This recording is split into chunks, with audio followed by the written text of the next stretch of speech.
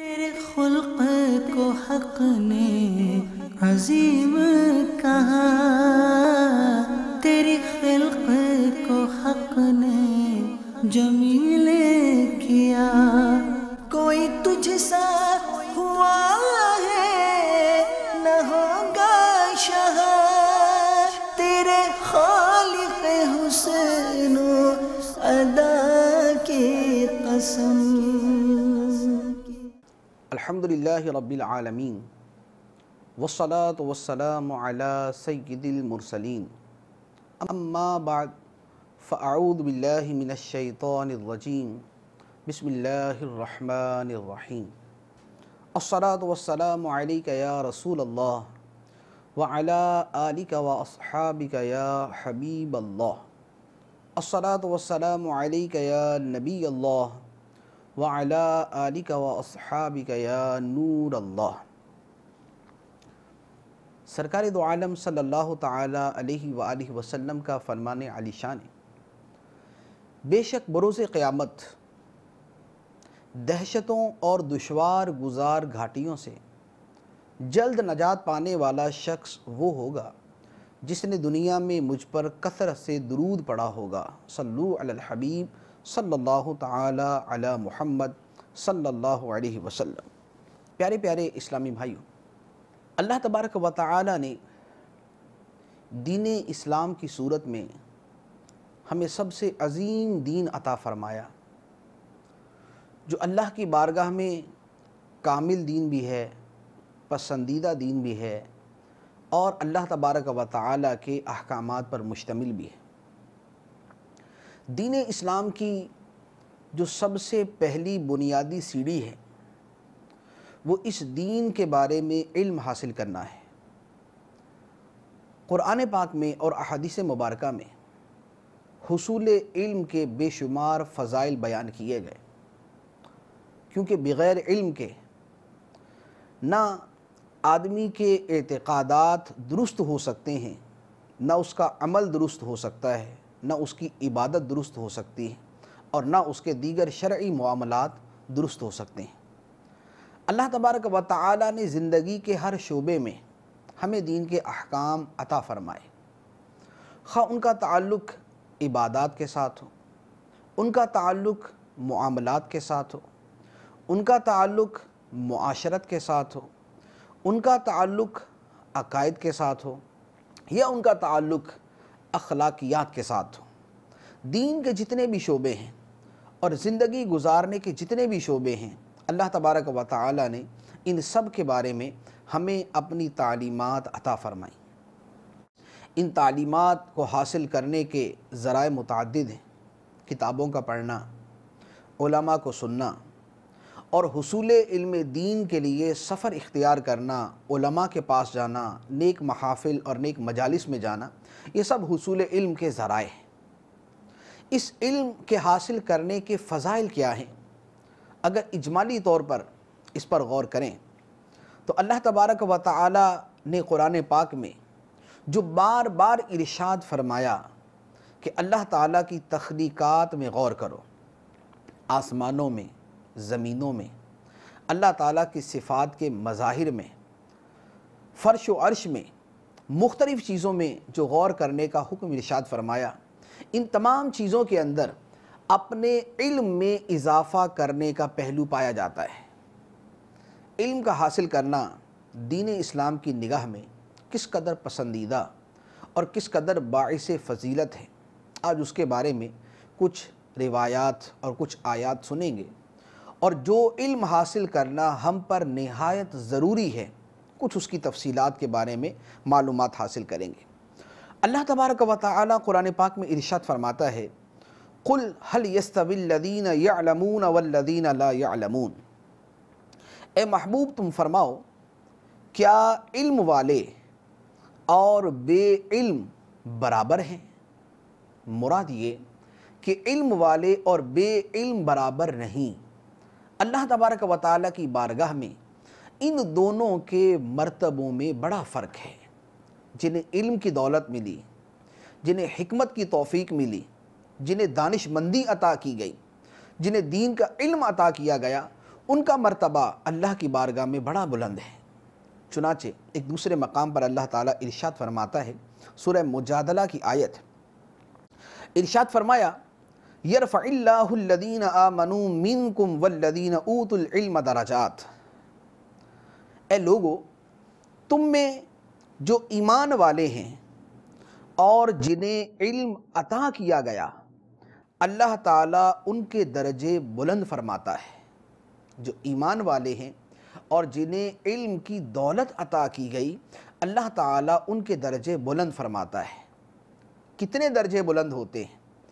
علماء کے، عام لوگوں پر، صاحب علم کے، بے علم پر، عالم کے، جاہل پر درجات میں بلندی کتنی ہے؟ سیدنا عبداللہ ابن عباس رضی اللہ تعالی عنہما فرماتے ہیں، فرمایا للعلماء درجات فوق المؤمنین ب700 درجۃ ما بین الدرجتین مسیرۃ 500 عام، فرمایا کہ علماء کے عام مومنوں پر 700 درجے زیادہ بلند ہیں، 700 درجے زیادہ بلند ہیں۔ اور یہ درجے کتنے بڑے ہیں؟ فرمایا کہ ہر 2 درجوں کے درمیان 500 سال کی مسافت کے برابر فاصلہ ہے۔ علماء کو اللہ تعالیٰ نے اتنے بلند درجے عطا فرمائے۔ ایک اور مقام پر اللہ تبارک و تعالیٰ نے اصحاب علم کی فضیلت بیان فرمائی، انہیں اپنے کامل بندوں میں شامل فرمایا اور ان کی فضیلت بیان کرتے ہوئے ارشاد فرمایا انما یخشی اللہ من عبادہ العلماء، بے شک اللہ سے اس کے بندوں میں سے علماء ہی ڈرتے ہیں۔ جنہیں علم ہے اللہ کی عظمت کا، جنہیں معرفت حاصل ہے اللہ تعالیٰ کی شان کی، اللہ تعالیٰ کی عظمت کی، اللہ تعالیٰ کی صفات کی، تو جنہیں جتنا علم حاصل ہوتا ہے ان کے دلوں میں اتنی ہی زیادہ خشیت عطا کر دی جاتی ہے۔ جتنا علم بڑھتا جاتا ہے اللہ تعالیٰ کا خوف اور اللہ تعالیٰ کی خشیت کے اندر اتنا ہی اضافہ ہوتا جاتا ہے۔ تو گویا علم نافع کی ایک پہچان بھی یہ ہے کہ جتنا علم بڑھتا جائے دل کے اندر اللہ تعالیٰ کا ڈر، اللہ کا خوف، تقوی اور خشیت کے اندر اتنا ہی اضافہ ہوتا جائے۔ اور اسے علماء کا ایک خاصہ بیان کیا گیا کہ علماء کے دل میں اللہ تبارک و تعالیٰ خشیت پیدا کر دیتا ہے۔ ایک اور حدیث مبارک میں، بخاری اور مسلم شریف کی حدیث مبارک ہے اور سیدنا امیر معاویہ رضی اللہ تعالی عنہ سے مروی ہے، اللہ کے محبوب صلی اللہ علیہ وآلہ وسلم ارشاد فرماتے ہیں من یرید اللہ بہ خیرا یفقہہ فی الدین، اللہ تعالیٰ جس کے ساتھ بھلائی کا ارادہ فرماتا ہے اسے دین کی سمجھ بوجھ عطا فرما دیتا ہے۔ جس کے ساتھ اللہ تعالیٰ خیر کا ارادہ فرماتا ہے اسے دین کا علم عطا فرما دیتا ہے۔ اسی لیے کسی بزرگ نے فرمایا کہ کوئی شخص نہیں جانتا کہ اللہ تعالیٰ کا ارادہ اس کے ساتھ خیر کا ہے یا نہیں ہے سوائے علماء کے۔ اس لیے کہ علماء کے بارے میں اللہ کے محبوب صلی اللہ علیہ وسلم نے ارشاد فرما دیا کہ جس کے ساتھ اللہ تعالیٰ خیر کا ارادہ فرماتا ہے اللہ تعالیٰ اسے دین کی سمجھ، دین کا علم عطا فرما دیتا ہے۔ تو گویا جسے علم دین حاصل کرنے کی توفیق ملتی ہے، علم پڑھنے کی توفیق ملتی ہے، علم سیکھنے کی توفیق ملتی ہے، وہ یہ سمجھ جائے کہ اللہ تبارک و تعالیٰ اس کی بھلائی چاہتا ہے، اس کی خیر چاہتا ہے، اللہ تعالیٰ اسے خیر اور بھلائی کی طرف لے کے جا رہا ہے، تبھی اسے علم دین کی توفیق عطا فرمائی۔ اور جو علم سے دور ہے، جو علم کے حصول سے دور ہے، جو علم حاصل کرنے سے بھاگتا ہے، اپنی جہالت کے باوجود علم حاصل کرنے سے دور رہتا ہے، گویا وہ ایسا شخص ہے کہ جس کے ساتھ اللہ تعالیٰ کا بھلائی کا ارادہ نہیں۔ یہ آدمی شر میں ہے، یہ نقصان میں ہے، یہ ضرر میں ہے، یہ آدمی خسارے میں ہے۔ علم دین کے فضائل سرکار دو عالم صلی اللہ تعالیٰ علیہ وآلہ وسلم نے اس قدر کثرت کے ساتھ بیان فرمائے ہیں کہ 20 احادیث مبارکہ میں علم کے، طالب علم کے اور علماء کے فضائل بیان کیے گئے۔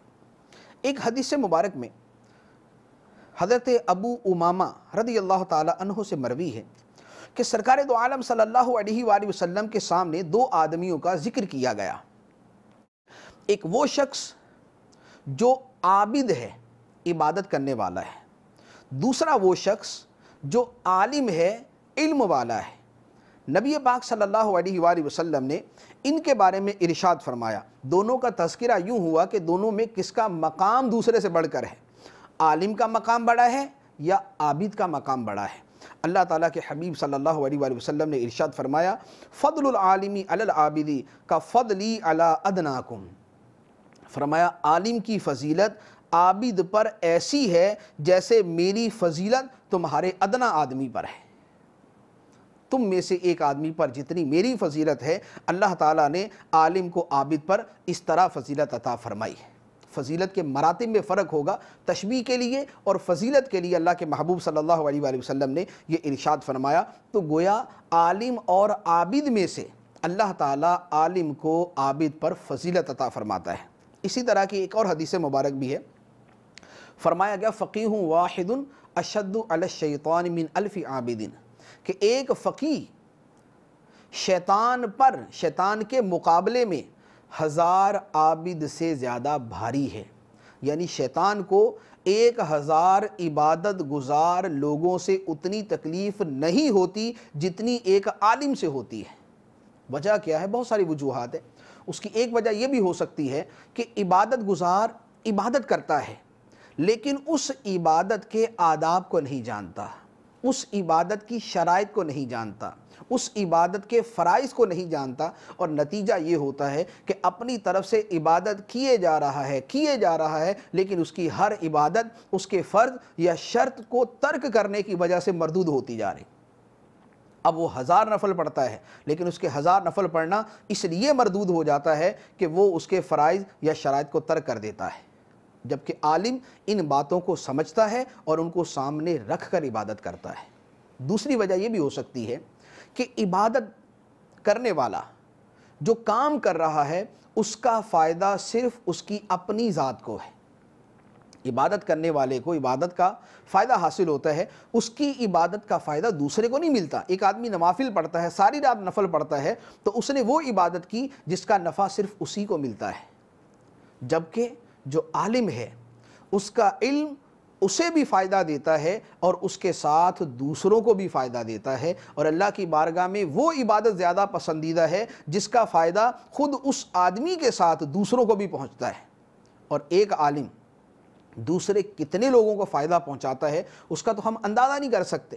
ہو سکتا ہے اپنی زندگی کے اندر 1000 آدمیوں کو نفع پہنچائے، ہو سکتا ہے 10,000 آدمیوں کو علم سکھائے، ہو سکتا ہے 1,00,000 آدمیوں کو علم سکھائے، کسی کو عقیدہ سکھائے، کسی کو نماز سکھائے، کسی کو روزے کے مسائل سکھائے، کسی کو زکوٰۃ کے سکھائے، کسی کو حج کے سکھائے، کسی کو اللہ کے احکام کے مطابق تجارت کرنا سکھا دے، کسی کو حقوق العباد سکھا دے، کسی کو اچھے طریقے سے زندگی گزارنا سکھا دے، کسی کو اولاد کی تربیت کرنا سکھا دے۔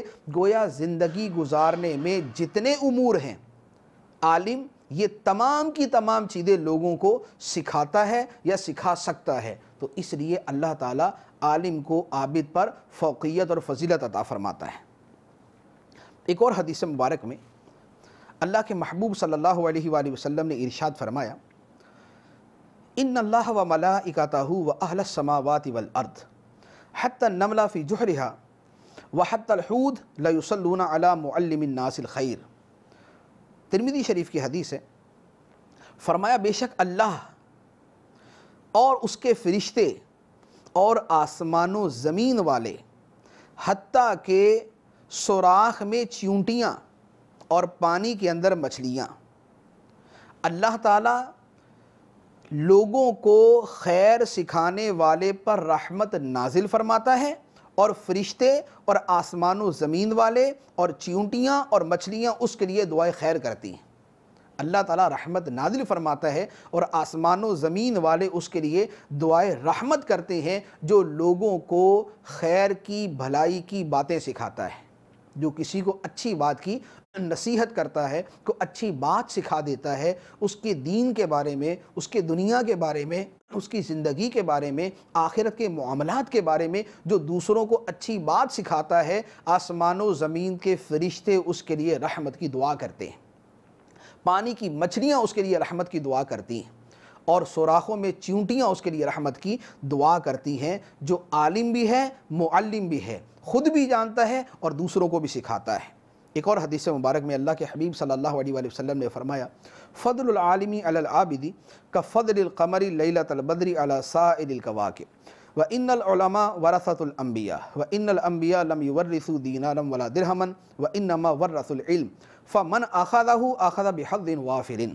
فرمایا عالم کی فضیلت عابد پر ایسی ہے جیسے 14ویں رات کے چاند کی فضیلت تمام ستاروں پر، 14ویں رات کے چاند کی فضیلت جیسے تمام ستاروں پر ہے، عالم کی فضیلت عابد پر ایسی ہے۔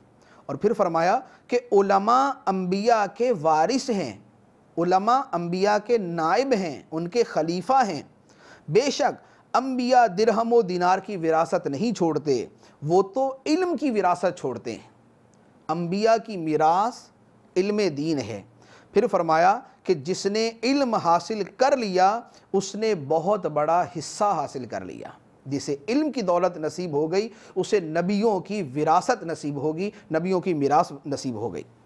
ایک اور حدیث مبارک میں سرکار دو عالم صلی اللہ علیہ وآلہ وسلم نے ارشاد فرمایا، ان الملائکۃ لا تضع اجنحتها لطالب العلم رضا بما یطلب۔ فرمایا کہ بے شک فرشتے طالب علم کی خاطر اپنے پروں کو بچھا دیتے ہیں، طالب علم کی رضا کی خاطر اپنے پروں کو بچھا دیتے ہیں، اپنے پروں کو زمین پر بچھا دیتے ہیں۔ یہ بچھانے سے کیا مراد ہے؟ علماء نے اس کے مختلف مطلب بیان کیے۔ ایک مطلب تو یہ بیان کیا کہ اپنے پروں کو بچھا دیتے ہیں اس کی تعظیم کے لیے اور اس کی خوشنودی کے لیے۔ دوسرا مطلب یہ ہے کہ بازو بچھانے کا ایک مطلب ہوتا ہے تواضع اختیار کرنا، کسی کے سامنے عاجزی اختیار کرنا۔ جیسے یہ کہا جائے کہ فلاں شخص اپنے والدین کے سامنے اپنے بازو بچھا دیتا ہے، مراد یہ کہ عاجزی کا اظہار کرتا ہے۔ تو اب اس اعتبار سے مطلب یہ ہوا کہ جو علم دین حاصل کرنے والا ہے، جو طالب علم دین ہے، اس کی تعظیم کے لیے فرشتے عاجزی اور تواضع اختیار کرتے ہیں، یعنی فرشتے تواضع کرتے ہیں طالب علم دین کے سامنے۔ اور تیسرا مطلب یہ بیان کیا کہ فرشتوں کے پر بچھا دینے کا مطلب ہے ان کا پروں کو سمیٹ لینا۔ وہ کس طرح؟ وہ اس طرح کہ جب علم کی مجلس قائم ہوتی ہے تو فرشتے وہاں اترتے ہیں اور اڑنا ترک کر دیتے ہیں، کیونکہ پر ہلائیں گے تو اڑیں گے، تو وہ اپنے پروں کو سمیٹ لیتے ہیں اور جہاں علم دین کی مجلس قائم ہوتی ہے فرشتے وہاں پر اترتے ہیں اور وہاں بیٹھ جاتے ہیں۔ گویا علم دین حاصل کرنے والوں سے فرشتے خود برکت حاصل کرتے ہیں اور انہیں اپنی برکتوں سے نوازتے ہیں۔ حضرت ابو ہریرہ رضی اللہ تعالی عنہ کی ایک روایت ہے، فرمایا من سلک طریقا یلتمس فیہ علما سہل اللہ لہ بہ طریقا الی الجنہ۔ فرمایا کہ جو کسی راستے پر چلے اس لیے کہ اس راستے پر چل کر وہ علم حاصل کرے، اللہ تعالیٰ جنت کی طرف ایک راستہ اس کے لیے آسان فرما دیتا ہے۔ جو علم دین حاصل کرنے کے لیے گھر سے نکلتا ہے گویا وہ جنت کے راستے پر نکلتا ہے۔ تو جو شخص کسی عالم کے پاس کوئی مسئلہ دریافت کرنے کے لیے گیا وہ علم حاصل کرنے کے لیے گیا۔ جو کسی نیک مجلس کے اندر اس لیے شرکت کرتا ہے کہ اسے علم دین سیکھنے کا موقع ملے گا تو وہ اللہ کی راہ میں نکلا ہوا ہے۔ جو کسی اجتماع کے اندر شرکت کرتا ہے کہ اسے اللہ کے احکام معلوم ہوں گے وہ اللہ کی راہ میں نکلا ہوا ہے، اللہ تعالیٰ اس کے لیے جنت کی طرف راستہ آسان فرما دیتا ہے۔ تو یہ نیک مجالس، اچھے اجتماعات، دینی اجتماعات میں شرکت کرنے کی بھی فضیلت ہے کہ جو ان راستوں پر چلتا ہے گویا جنت کے راستے پر چلنے والا ہے۔ ایک اور حدیث مبارک میں ہے، سرکار دو عالم صلی اللہ علیہ وآلہ وسلم نے ارشاد فرمایا من جاءہ الموت وہو یطلب العلم لیحیی بہ الاسلام کان بینہ وبین الانبیاء فی الجنۃ درجۃ واحدہ۔ فرمایا کہ جسے موت اس حال میں آئے کہ وہ علم حاصل کرتا ہو، اسے موت آ گئی اس دوران کہ وہ علم حاصل کر رہا تھا، کیوں؟ تاکہ اس علم کے ذریعے اسلام کو زندگی عطا کرے، اسلام کا بول بالا کرے، اسلام کا پرچم بلند کرے۔ کان بینہ و بین الانبیاء فی الجنتی درجۃ واحدہ، اس آدمی کے درمیان اور نبیوں کے درمیان جنت کے اندر ایک درجے کا فرق ہوگا۔ وہ درجے کا فرق کتنا بڑا ہے وہ اللہ جانے، اللہ کے رسول جانے، لیکن یہ اس شخص کی فضیلت بیان کی گئی کہ جو علم دین حاصل کرنے کے اندر لگا ہوا ہے اور اسی دوران اس کو موت آ جاتی ہے۔ اور یہ فضیلت صرف کسی چھوٹی عمر والے کی نہیں کہ چھوٹی عمر والا جو ہے وہ طالب علم ہوتا ہے، 80 سال کا بوڑھا شخص بھی طالب علم ہو سکتا ہے جب وہ علم دین حاصل کرنے میں مشغول ہے، کیونکہ طالب علم کا مطلب کیا ہے؟ جو علم طلب کرنے میں لگا ہوا ہے، جو علم کی طلب میں لگا ہوا ہے۔ اب وہ کوئی بڑی عمر کا آدمی ہو، جب وہ طلب علم میں لگا ہوا، وہ علماء کے پاس اس لیے جاتا ہے کہ علم حاصل کرے، وہ اہل علم کے پاس اس لیے جاتا ہے کہ اپنے علم میں اضافہ کرے، وہ نیک اجتماع میں اس لیے آتا ہے کہ علم دین حاصل کرے، تو یہ طالب علم کی زندگی گزار رہا ہے۔ اور جو اسی حالت کے اندر زندگی گزارتے گزارتے موت کا شکار ہو جاتا ہے، اس کا آخری وقت آ جاتا ہے، تو اللہ تبارک و تعالی اسے جنت کے اندر نبیوں کے قدموں کے اندر جگہ عطا فرمائے گا۔ جنت کے اندر اس کے اور نبیوں کے درمیان ایک درجے کا فرق ہوگا۔ انبیاء کرام علیہم الصلاۃ اوپر ہوں گے اور وہ ان کے قدموں کے نیچے والے درجے میں ہوگا۔ بعض حکماء کا ایک بڑا پیارا قول ہے، انہوں نے علم کی فضیلت بیان کرتے ہوئے